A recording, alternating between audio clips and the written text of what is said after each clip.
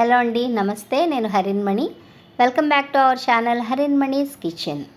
ఈరోజు ఎంతో ఈజీగా మన ఇంట్లోనే చేసుకుని ఒక స్నాక్ రెసిపీని మీతో షేర్ చేసుకుంటున్నాను. ఆలూ బోండా రెసిపీ అండి. ఇది చాలా ఈజీగా చేసేసుకోవచ్చు. మన ఇంట్లో ఉన్న ఇంగ్రీడియంట్స్ తోటి చేసుకోవచ్చు. దీనికోసం ఉల్లిపాయలు, పచ్చిమిర్చి, కరివేపాకు, కొత్తిమీర, అల్లం ముక్కలు తీసుకున్నాను. అలాగే 3 బంగాళదుంపలు ఉడికించినవి తీసుకున్నానండి.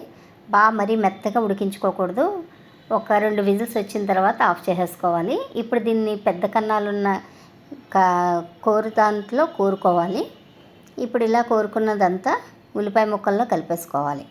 ఇప్పుడు దీంట్లో టేస్ట్కి సరిపడా సాల్టు, కొద్దిగా పసుపు, అలాగే కారం కూడా వేసుకోవాలి. కొద్దిగా మిరియాల పొడి, పిజ్జా హర్బ్స్ వేసుకుంటున్నానండి. అవి నా దగ్గర ఉన్నాయి కాబట్టి వేసుకున్నాను. మీరు లేకపోతే స్కిప్ చేసేయచ్చు. అలాగే ఒక నిమ్మకాయ పిండుతున్నానండి. మీ దగ్గర ఆమ్చూర్ పౌడర్ ఉంటే ఆమ్చూర్ పౌడర్ వేసేసుకోండి. అప్పుడు నిమ్మకాయని స్కిప్ చేసేయచ్చు. నేను నిమ్మరసమే వేసుకున్నాను. ఇప్పుడు వీటన్నిటిని బాగా కలిపేసుకోవాలి. ఇలా కలిపిన తర్వాత ఒక 1/2 టేబుల్ స్పూన్ వరకు నెయ్యి వేసుకుంటున్నానండి. ఎంతో కాదు, కొద్దిగానే వేశాను. అంటే స్మెల్ అది బాగుంటుందని చెప్పేసి, టేస్ట్ కూడా బాగుంటుంది కదా. ఇప్పుడు వీటన్నింటినీ ఉండల్లా చేసుకోవాలి. సేమ్ మన బూరెలు వండినట్టేనండి. పూర్ణం ఎలాగా చేసుకుంటామో అలాగా. ఇప్పుడు బౌల్లోకి శనగపిండి తీసుకున్నాను. టేస్ట్కి సరిపడా సాల్ట్ కూడా వేసేసానండి. ఆ వీడియో క్లిప్ మిస్ అయ్యింది.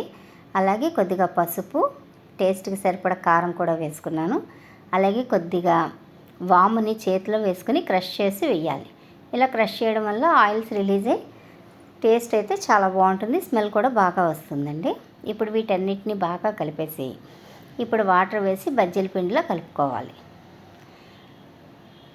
అసలు ఉండలు లేకుండా బాగా కలపాలండి. దీన్ని అయితే మాత్రం అలా అని ఎక్కువ నీరు మాత్రం పోయకూడదండి. చూసుకుంటా కొద్దిగా నీరు పోసుకుంటా కలుపుకోవాలి. బ్యాటర్ మరీ జారుగా ఉండకూడదు, మరీ గట్టిగాను ఉండకూడదు. ఇప్పుడు ఇందులో ఒక 1/2 టేబుల్ స్పూన్ వరకు తినే సోడా వేస్తున్నానండి. చాలామంది ఏంటంటే తినే సోడా ఎక్కువ వేసుకుంటే ఆయిల్ పీలుస్తుందని అంటారు.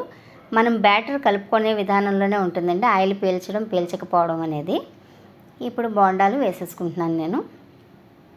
ఇలా ఒక్కొక్కటి వేసి దానిపైన ఆయిల్, హాట్ ఆయిల్ ఉంటుంది కదా, దాన్ని అలా స్ప్రెడ్ చేస్తామంటే చక్కగా రౌండ్గా పొంగుతూ వస్తాయండి బోండాలు అయితే మాత్రం. అలాగే ప్రతి ఒక్కటి వేసేసుకోవాలి. ఒకదాని తర్వాత ఒకటి వేసుకోవాలండి. ఒకేసారి ఎక్కువ వేసుకుంటే మనకి పిలకలు వచ్చినట్టు అలా ఉంటాయి. ఓకే, వీటిని గోల్డెన్ బ్రౌన్ వచ్చే వరకు మాత్రం వేయించుకోవాలండి. అప్పుడే టేస్ట్ బాగుంటుంది. ఇలా ఒక్కొక్కటి వేసుకుంటా చక్కగా తిప్పుకుంటూ అటు ఇటు తిప్పుకుంటూ వేయించేసుకోవాలి. చూసారుగా, ఈ కలర్ వచ్చే వరకు వేయించేసుకున్నాను. ఇంతేనండి, చాలా సింపుల్గా టేస్టీగా ఉండే ఆలూ బోండా రెసిపీ. మీకు నచ్చితే మీరు కూడా మీ ఇంట్లో ట్రై చేయండి. Thank you for watching. Don't forget and comment. Please subscribe my channel.